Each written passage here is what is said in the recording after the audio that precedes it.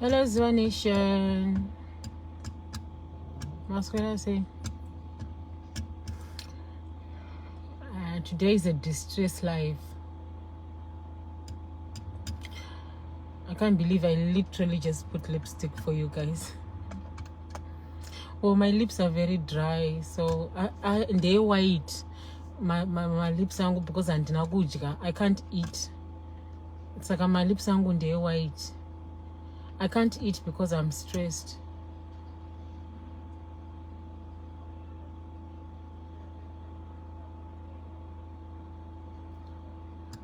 I'm stressed. And I'm alone.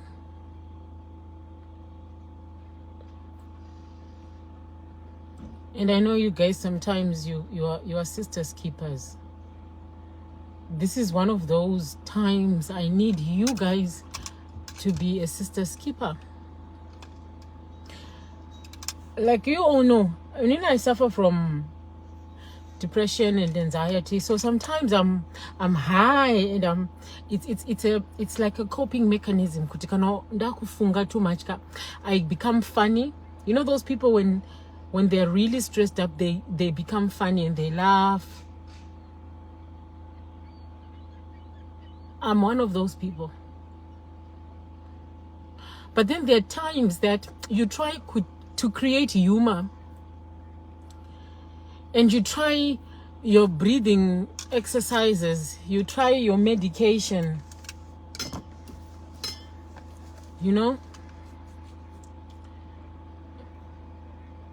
nothing is working. Medication, I've taken my meds, so I'm fine. I've spoken to people, but I also feel that in a moment like this, it's only fair that I also include my Facebook family, because you guys have been with me.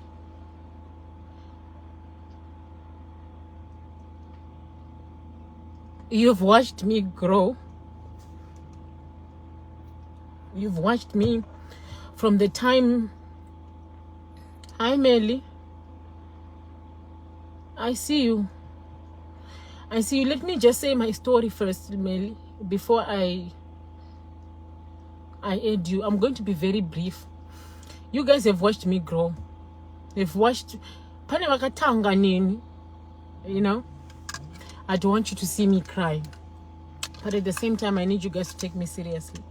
That have watched me, they know my character, they know when things are bad, and I know there are people that know me. So this cry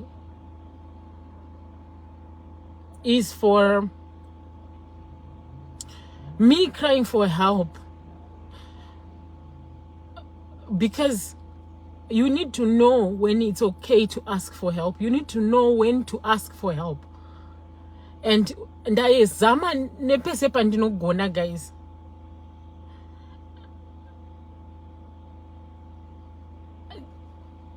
I don't see.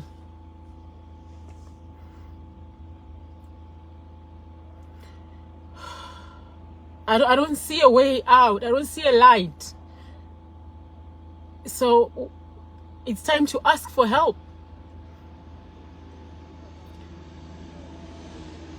I said to myself, I will never do this to my followers, to my friends, to my family, to my Facebook family. I said it, and I said I will never do this.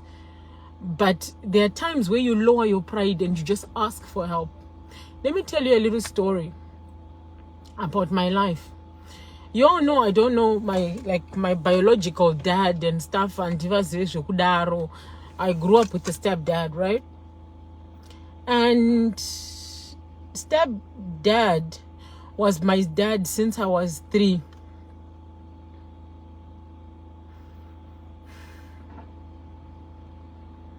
This guy married my mom when I was 3 years old.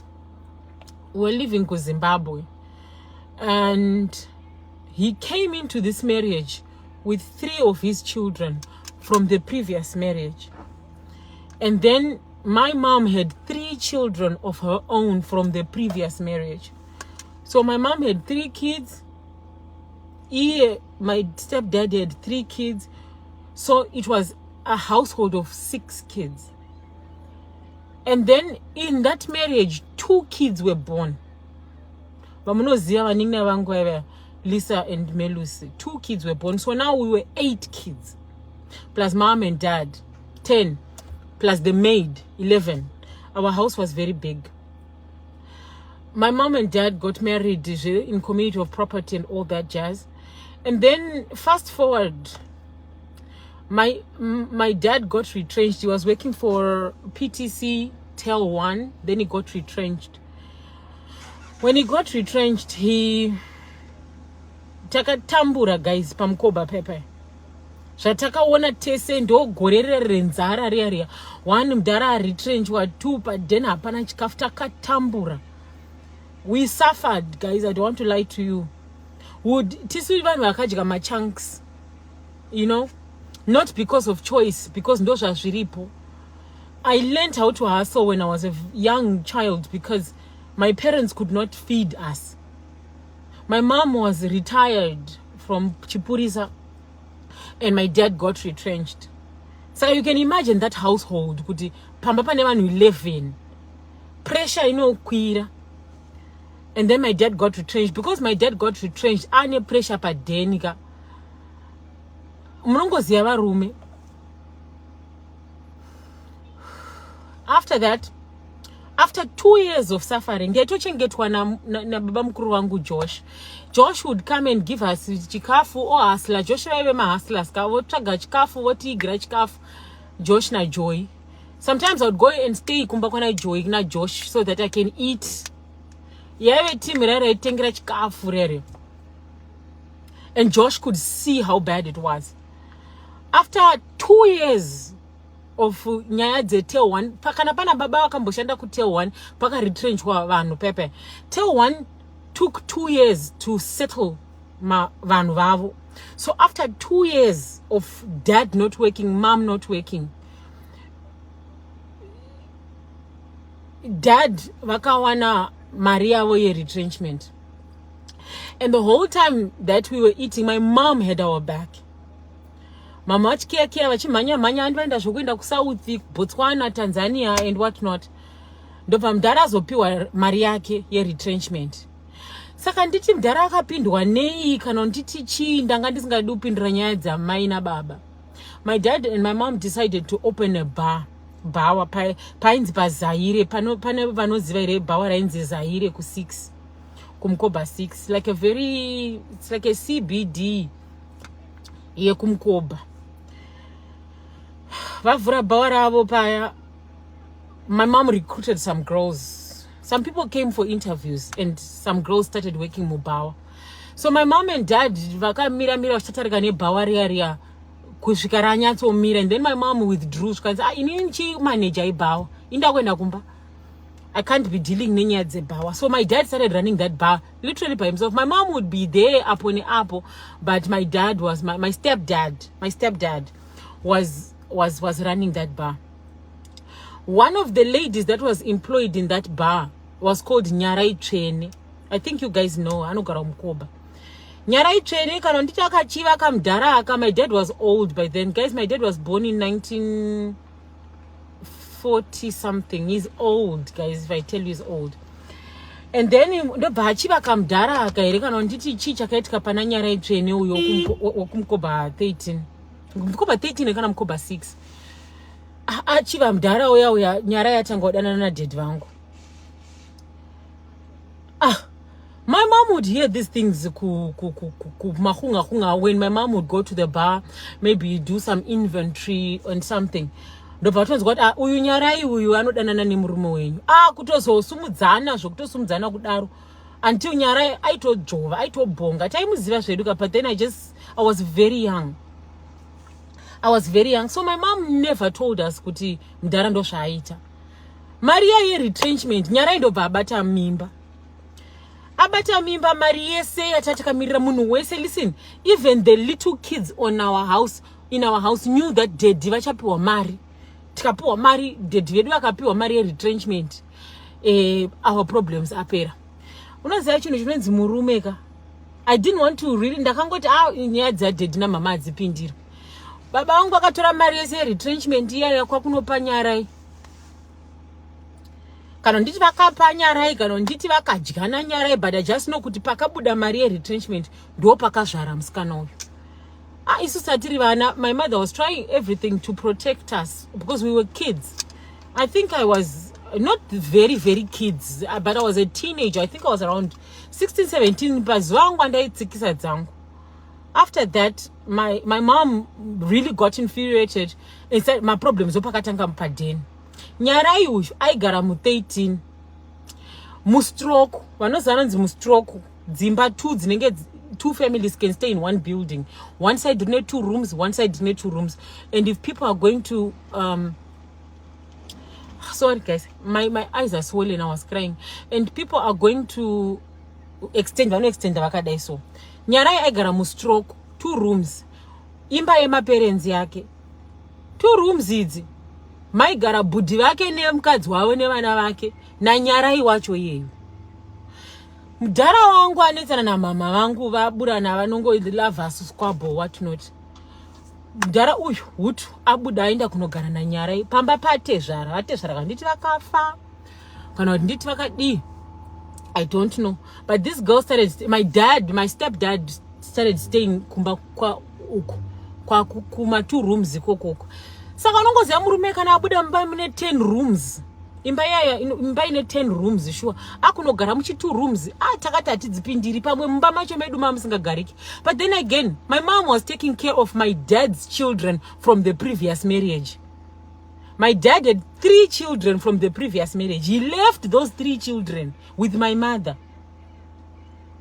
And my mom was left to fend for 8 kids. Mdara aenda kunogara ne girlfriend ku 13.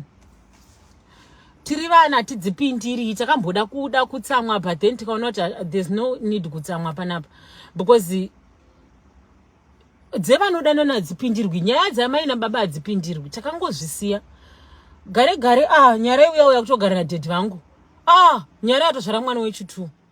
My mom ndopa vakaenda kunosungisa Nyarai kumakotu kuti waputsa imba yangu what. Ndopa Nyarai abatwa nemhosva kuZimbabwe zvichiriko guys. My mother is a living testimony kuti murume wangu akadanana nemumwe munhu muri married in community of property, you can get arrested. Nyarai akatoenda kukoti akatonovharirwa, dhedhi vangu ndo vakambovharirwa here nenyaya yeabandonment issues. Nyarai akatoendeswa kukoti akatopinzwa busy akatobatwa nemhosva akatonzi aripe mai vangu, right? Court decided kuti Nyarai aripe mai vangu because mai vangu vakapresenta nyaya yavo. Inini murume wangu taive nebhawa tikaemploya musikana uyu, musikana uyu kwakuzodai kwakudaiko zvino musikana uyu atozvara vana 2. This had nothing to do with nyaya yekuti mai nababa mune maproblems enyu mumba. Whether baba vakabuda mumba kana kuti havana kubuda mumba, this man is still legally married to this woman. Iwe uri kugara nemurume wemunhu. Ndobva Nyarai abatwa nemhosva. I was very young when this thing was happening. Nyarai andobva abhadhare mari. Nyarai works for a lawyer. Fast forward, mama avatraya. Mamai vangu vanga vakanyarara vachifunga kuti dhedhi vangu vachadzoka. Nokuti unoziva vanhu vemukobhava kana kuti just people vanenge vachiti murume wenyu akadyiswa shuwa angaenda kunogara mu 2 rooms dzaatezvara pana tsano nevana vatsano nemukadzi watsano nemukadzi wenyu, saka munogara muri vangani mu 2 rooms imomo. My dad had gout. My stepdad, he's my dad. He had even a gout. Towaziva kuti anozvimba makumbo nei apo. My dad is old. Tikati kasi vabatirwa kamari keretrenchment kakaka kabva zvikanzi musikana anobata mushonga, ndikati nangu hanisai ndambomona achibata mushonga, saka I can't say Nyarai anobata mushonga because I don't know, but vanhu vemuraini was like murume atoenda apa, sisi avatovaziva anonzi Nyarai tsvene. So fast forward, Nyarai uya mudhara aramba ari kumba kwana Nyarai achigara mustroke. Mudhara arwara adii, mai vangu vakati baba pano havana kudzingwa, kana zvadzvanya baba pano vachauya.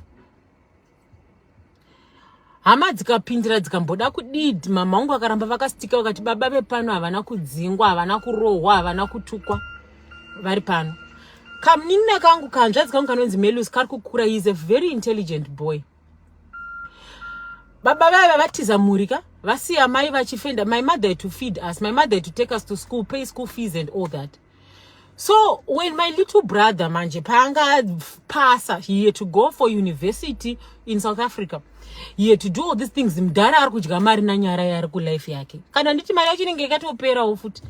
Vanga vakungotoa life yavo zvikanzi you don't abandon your family. You're still legally married to this woman. Nyara indobva nyara I don't want to talk about her papa mdara wangu noti kutara chokwadi tingangoda kubharurana small house big house what ka asi mupara nzongo ndi mdara panapa. Noti mdara ndiye akabuda akaenda kuna nyarai zvekunzi nyara ane mushonga mdara. My dad is old, guys, I don't think you understand. Sikanzika mdara inomira here iyoyi kana ndimiwo mai ava vakatobata baba vane maproblems nemukadzi wavo, baba maproblems nemukadzi wavo, varume mukati maproblems nemukadzi wenyu musaudze small house. Baba vangu kwakuenda kunodurura nyaya dzese mapersonary ese kuna nyarai, kwakusimbisa nyarai, kudurura zvese zvamai vangu zvese, to the point of my father abandoned us. My stepfather abandoned us and his children. Kwakuenda kunogara negirlfriend. Mai vangu vaona pano pashinya. Mai vangu kwakutengesa, my mom had another house. Mai vangu kwakutora mari kwakutengesa imba, imwe imba yavanga vanayo kuti vawane mari yekuendesa uyu kuchikoro. Remember, my mom was now in her 60s, 70s. She was in her 70s, 60s, 70s, mid 60s. Avachashandi. Isusuwo tukungotambura joyane dzake indine dzangu, hapana ane mari yekuendesa Melis kuchikoro. And everyone can see this child is brainy. My mother sold one of the houses to send this boy to school. Baba vandu vavatsamwa kwakudza girlfriend nyarai works for a lawyer in Gweru. Mama angu vazama vangomirira all these years. This has been happening, my mother going through this. No, Baba said, let me file for a divorce. This is crazy, I can't keep going on like this. Mdara wangu saka nyarai ndofunga akaona kuti baba vakafaka vachigara pano pamba pa 2 rooms panapa zvinonetsa estate noti iye akazvara vana 2 na baba vangu. Ndobva adzvanya. Mdara wangu is old, guys, he doesn't have the energy to run around in lawyers and whatnot. Ndobva here she works for a lawyer, no advantage yanga nayo. She goes to a lawyer, she tells them the story, they strategize and they what they go to court. My vangu, the time that my mother pavaifambira the divorce, this is where I break down. Lord help me, Lord help me, Lord help me say my story. If this is the last day of my life, let me say my story at least. Lord help me, please help me, let me say my story. 2 years ago, my vangu arikungonetsana takutogara tiri vana vasina baba vakavharirwa uko. My dad is old, saka zvokuti vafambe vadii. Uyu musikana, she was very young. She was half my dad's age. She was younger than my dad, half of his life. If my dad was 80, she would be 30 something.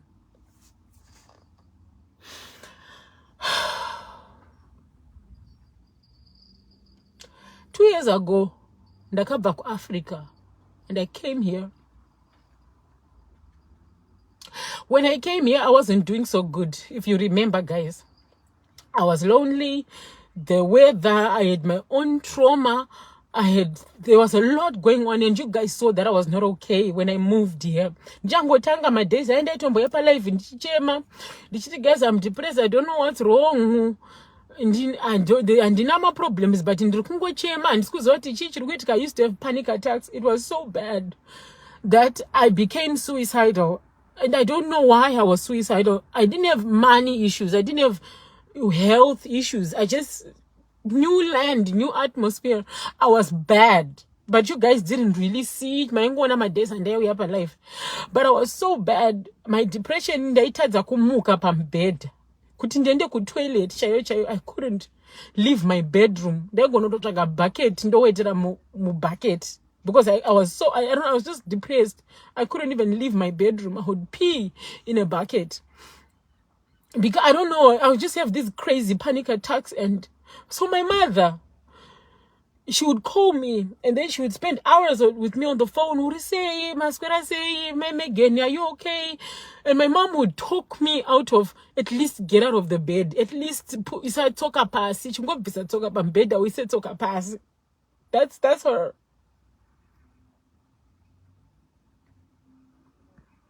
So I was a mess when I came to Canada. I was a mess, a horrible mess. But my mom was going through a divorce. She couldn't tell me what was going on with divorce. All she just used to tell me is nyara anoganza anotaura kuvanhu kuchemberedze 18 kutoti mai ava imba yakutengeswa, I'm going to have this house, this is my house and all that. Thank you for the stars, guys. This is my house. Imba iyi ndichatopuwa vana vangu vandakazvara. Unongoziva masmall dzimwe nguva vanenge vasimbiswa kana nanamudhara apa napa. And I didn't really blame her. She was just naive like that. Aitoganza afunge ndikati musikana uyu anomboziva here kuti imba iyi payakatengwa yaive ne4 rooms. Imba yakaextendwa to 10 rooms. Ichipazwa tichirara kuchinaya mai vangu vachienda kuSouth Africa. Kuenda kuno extenda imba. Kunotenga ma building material. I remember my mom vakapfeka chamber musoro. Tiri ku South Africa. Vakapfeka chamber musoro, vakabata mabegi 2 chamber. She bought a chamber. She bought a chamber. Then we had to walk across the street to go to the bus, and I was small. So I couldn't carry anything. So my mom take a chamber msoro vabata mabegi 2. Chamber yoyo ndo chamber irimu in-suite bathroom mavo. This is back in the years when I was a baby. When I think I was 9 or 10. So my mom, ndine depression zangu kuno Canada, and my mom is vaifona muka enda unogeza enda kutoilet muka warasa chemba ere muka wadai. So she couldn't tell me what was happening with her divorce because I was stressed zangu 2 years ago. And then the divorce was granted, but my mother couldn't tell me that the divorce was granted because I was going through my own shit. And then divorce ya grantiwa, Nyarai was taking my father every day kumakoti nezvenyaya idzi ndiye aidzifambira because she knew that this man is 86 years old. He doesn't care. Aitopushira idze vana vake mukadzi uyu. Saka maybe just like any other small house, akangwabva angwara kuti baba vakadivorsa mukadzi wavo, zvinhu zvichasplitwa nehafu.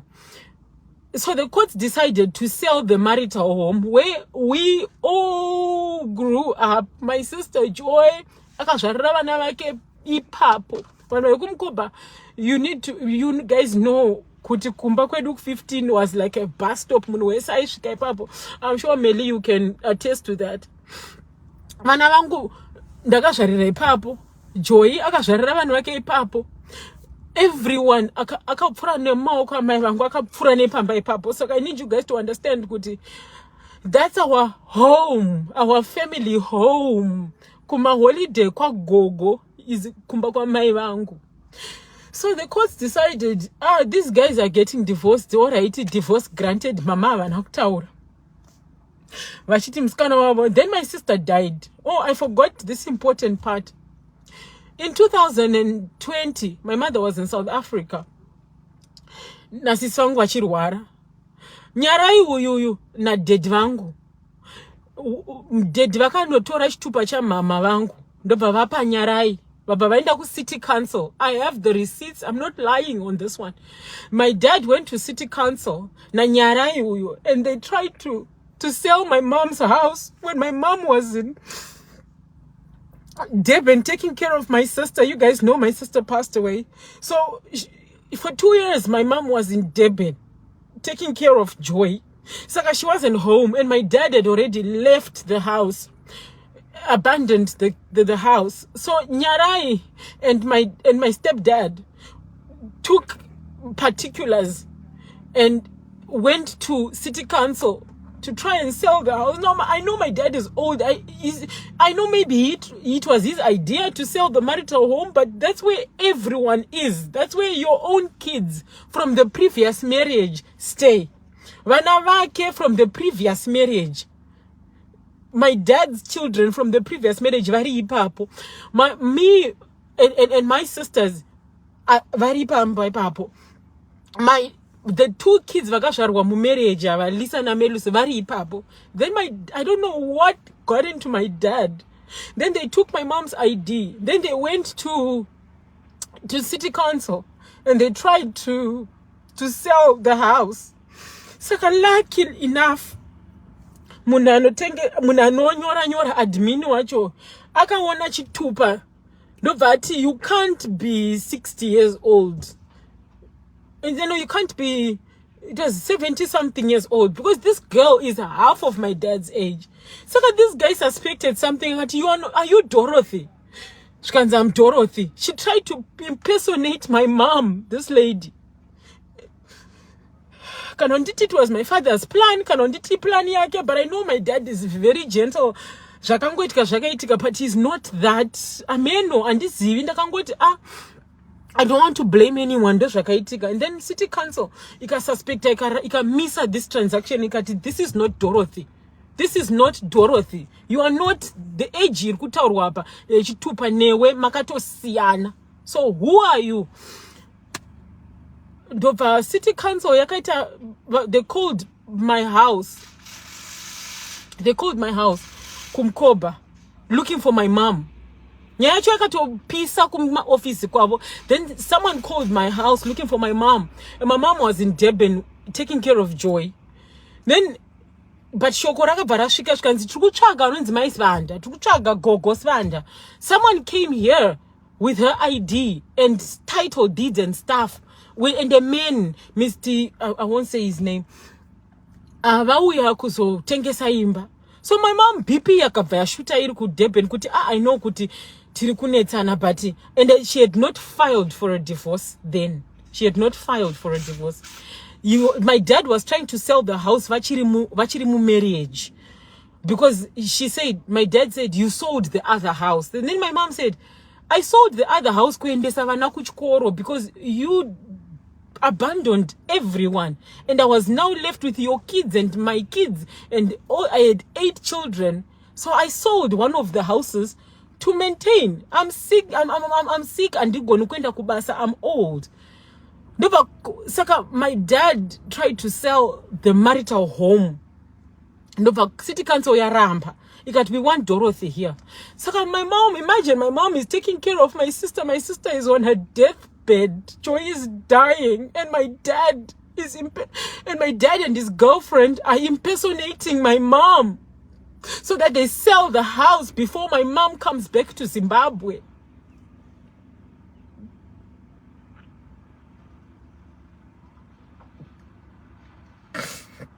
Who does that? To impersonate to go and impersonate the wife so that you can help this man to sell the house. And then my mom came back after COVID. She tried to come, but COVID, my mom couldn't come back to Zimbabwe because my border anga akavarwa. She came back. My sister died. Akacross a border arega ne doves. And then later on, my mom mapakavurwa maboda. My mom ndova manya kumba kuda kunonzwisoti chicha kaitika who was trying to sell the house. Ndova sharamba shikaburuvara. That's when my mom sued this woman kuti urukutodana nemrume wangu apora kutengesa imba yangu. Then my mom sued this nyarai girl, and this girl ndova batwa nemhosva yekudana nemrume wemunhu ndova atobhadhariswa mari. I have the receipts of everything I'm talking about. The court papers of her. Achichargwa kunzi, you tried to do this.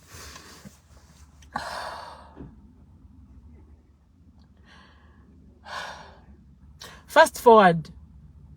The court grant my mom the divorce and my dad. But my mom is old. My dad is old. Arkumanya ninyaya ike. Ismo osine vana tui. Pamarumanyira vana vake, I don't know. The court decided that the marital home must be sold 50-50. Mama unga vana zvavakanitaurira. Zuva ari kurwara ari kuCanada uko. Ndikatozomudza zvaizvizve pamusoro pesuicide yake vakabva vatya. And then the courts, the day they decided, they granted the divorce, they also granted kuti imba ngaitengeswe. But no one ever came, no one said anything kusvika pa extent ye kusvika pa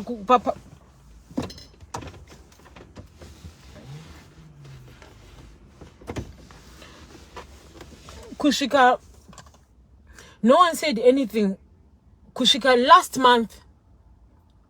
My mom couldn't say anything. She was just dumbfounded. So this girl has been moving up and down. Achudza vakadzi vemu13 vese vachazoruza imba iya ndini ndichagara pamba ipapo nevana vangu, imba vana venyu vakura, inini vangu vana vachiri vadiki. She has boys. Imba iyo ngaitengeswe, ndoda kutopinda mba imomo. Unongozi anoganza, this girl anoganza zvokudaroka. But my family matters, I couldn't say anything. Ndakamunzwa zvawo, like I read the stories mu 13 kuti she's defaming my mom. Ndivandati ndingambomupindira pa Facebook, this is a family matter, andiunzi nyaya dzefamily pa Facebook. Aitaura achitoseka achitoganza, like she's andaisimbiswa namudhara. You see? Chembere dzemu13 dzimwe dzikatombostaura kuti ungafara nekudonha kwomwe mukadziwe. This man, this is his 4th marriage. Ari kusiya vana ava vari kuchengetwa kumkoba 15 kwamai vazuva. Iwewo rwazvara. Saka akasimbiswa ka ndobva, because my dad was probably angry with my mom. So my dad had her on the side. So my dad, aiudza small house zvese. Small house ndobva anyatsoona kuti pane gap panapa. Small house works for a lawyer. What does this girl do? The divorce. My mom, when she filed for a divorce, she goes to her workplace and then she asks her boss, a lawyer, to represent my dad. So my dad is being represented. Ne lawyer is small house.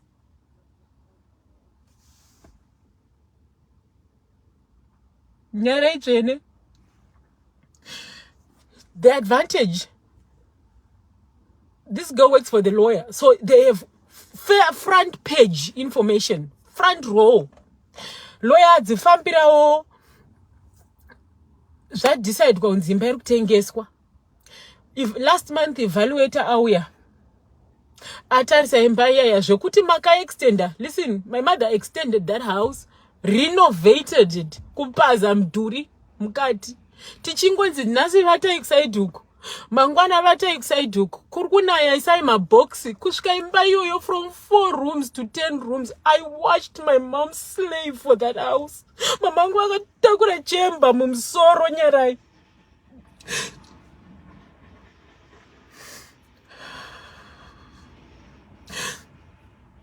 There was a time my mom got sick because vanga chest vakutakura paint, vakatenga paint yemba, and because of lifting that paint, she slaved for that house. Matombo ya anonzi urungudo kune nzvimbo inonzi T Jombere or something like that, kumambo, an industrial place.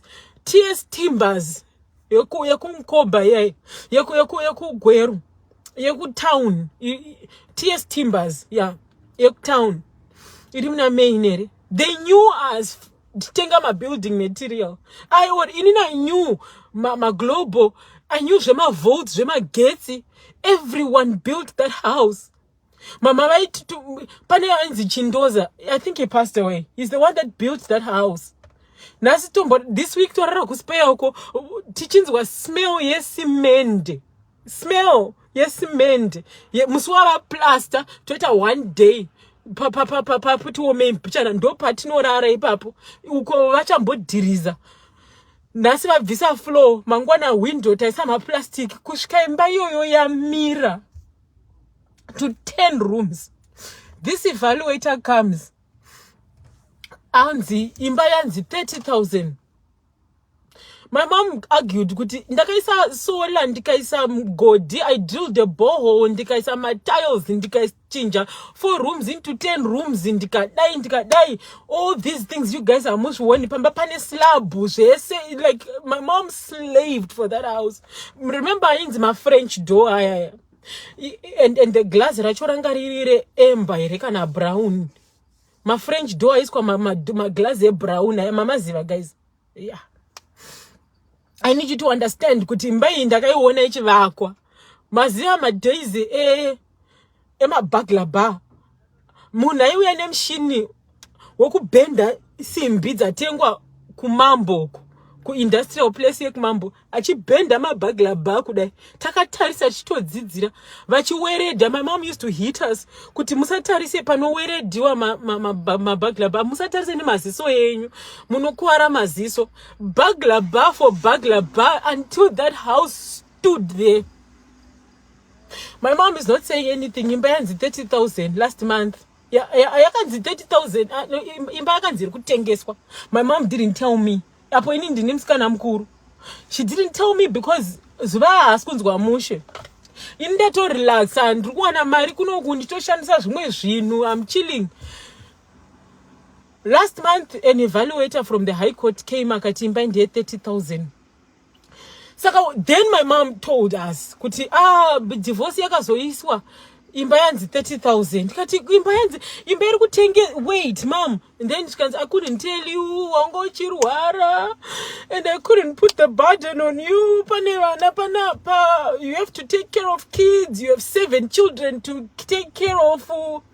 Unedza Canada mapepa asati abuda pane vana. You were going through a divorce wafuti unonetsana nababa vevana vako kune depression. Saka kuti ndiwedzere pamusoro pezvozvo mwana wangu. I couldn't tell you but iko zvino pazvasvika you have to come up with 15,000 because if the house is 30,000, the other half. Ndikati mom, we don't have to lose your family home. We can come up with 15,000, and we buy dad out.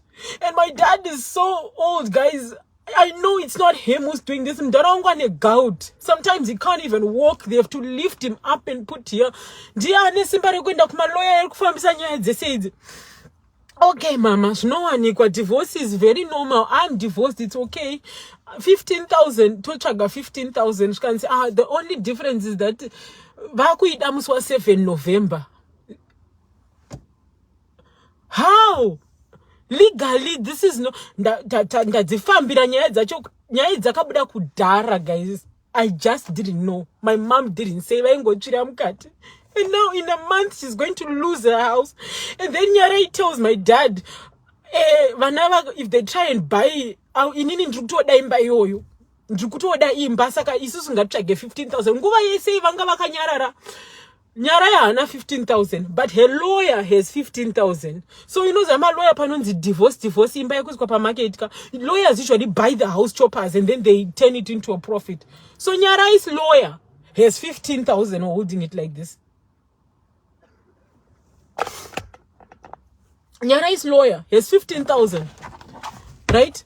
And then they come and present this story to us, and they tell us, part of 15,000, Muswa 7 November.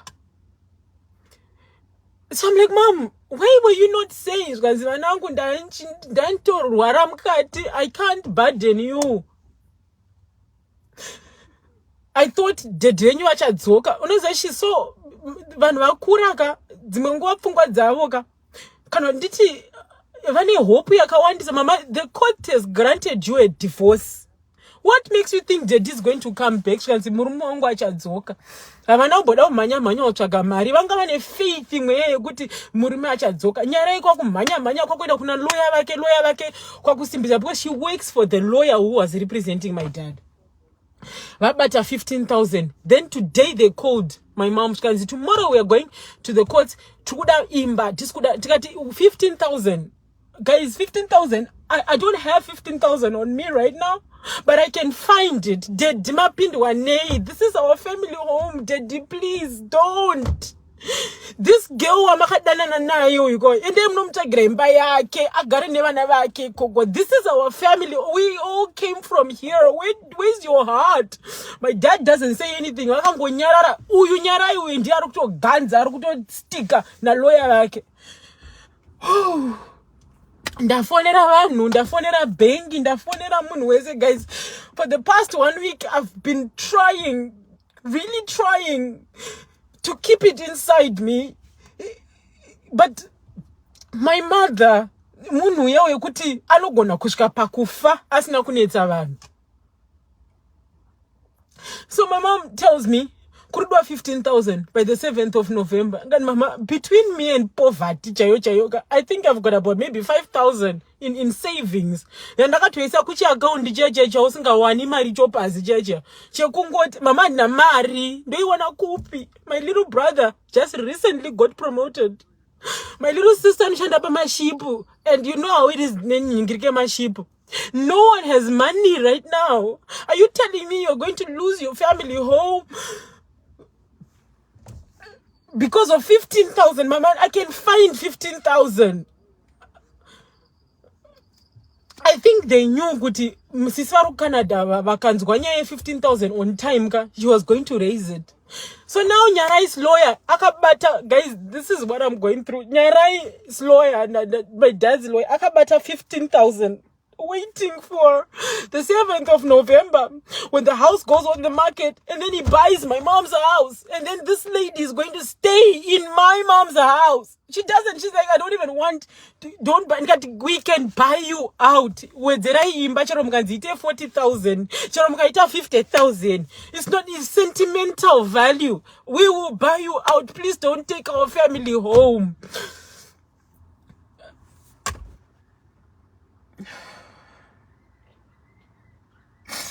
She wants the house. And I'm like, unochivindije ungamugara mba imomo imba yakavakwa ndakatarisa inini. Unochiwana kupi chivindi chekupinda mba makadai so, guys. Where do you get the balls? I know my dad is old. He's not even my dad. I'm sure he's sleeping right now.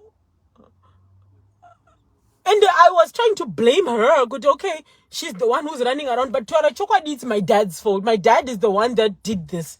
And now my mom is losing her house. And I'm like, Dad, you don't even want the house. You ran away from home. You left us and you went to Garane small house for more than 7-8 years. My Garane small. You don't care about this building. You don't care.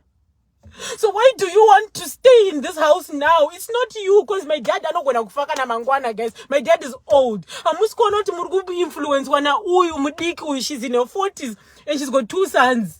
Don't you see kuti ndiye ari kupusha kuti imba itengeswe ndi ari kutanza ndisikuda I don't want to be bought out. Daddy must not be bought out. Tisu tine mari cash izvezvi. I'm thinking, you guys, you're not being fair. I found out about this whole 15,000 thing last week.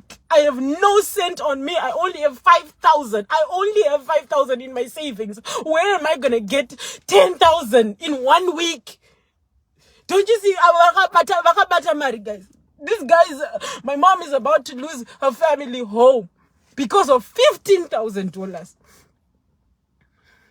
This chick, akaona kuti akapiwa 15,000 ka aitenge imba yedu 10 rooms, 2 bathrooms, in suit, solar, boho. She can't, with 15,000, saka kutoda den. Apo the court is the court. Court inoti imba ngaitengeswa. Mama musi kutaura kuti tiri kuda imba. Guys, I don't know. I'm just living. I don't know what to do. I can't let my mom down. I can't. Because ever since my sister died, she looks up to me. Ndini msikana mkuru. Tina msikana mkuru wedu ari Canada. Ma problems are not solving. Tina msikana wedu mkuru ari Canada. And my head is just going crazy. I don't know what to do, guys. I don't know. I'm stuck.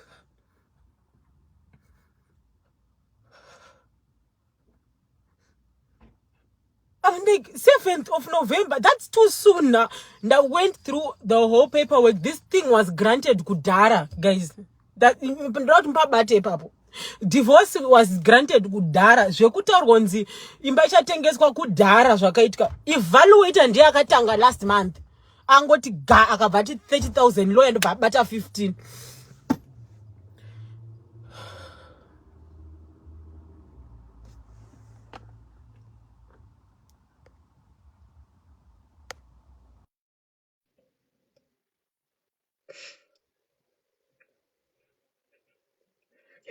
the pressure yandinayo ka pressure yandinayo inini ndeyekuti every is looking out akamirira inini. Guys, I work hard. I don't think you understand. I do my double shifts and I work hard all the time. And now usimbe inini. Saka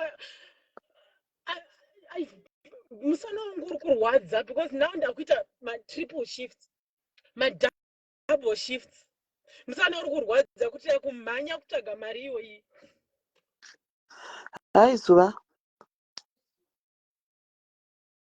Yes, man. Yeah, we know. We know the story, guys. Midway, vana Zimbabwe ka. Ndisu ndatombokurekekawo musoro kuti kubva ndichingonyaradzwa kuseri tatombosika second opinion kuseri kubva last week. I conducted malawyers wo tichitrya kuti pamwe kuda tichitry kuti slow down the process yacho yekuti musi wa7 November tite slow down the process uh, kuti maybe ndakatry kuti tiite appeal so that tiite slow down the process kuti zvitipe time yekuti titsvage mari ishi yekuti 15,000 akwanise kuti imba ichengetwe because chokwadi ine sentimental value imba and it's not even worth 30,000 but yakato undervaluated kuti because the lawyer wants it. So guys, truly speaking, malawyers zisati kungosangana nawo ese they'll be like tichitaura pafoni zvinoita. I think the next thing malawyers emugweru, the next thing vanenge vanombonobatana vambonotaura handizivi, they'll come and like yakatoenda court and the decision has been made kucourt, so there's nothing that we can do for now. Tasvika pakutoperegwa guys, ameno kuti todi tibatsireiwo veduwe tibatsireiwo muchiona auya paruzhinji kudai. I to say to her, you know what, hapana chekuchanyara kana kutyika Zuva.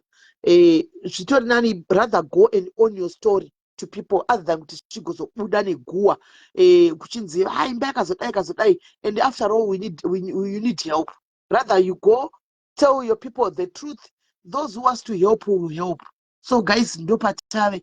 I see some saying Stapat. Guys, Stapat iri kutodzi vari kutoti musi wa7 nasiti ndiani ya but zvinoita inonge ichizobuda pera kwemwedzi andi I think that's possible. Yeah, I think that's possible.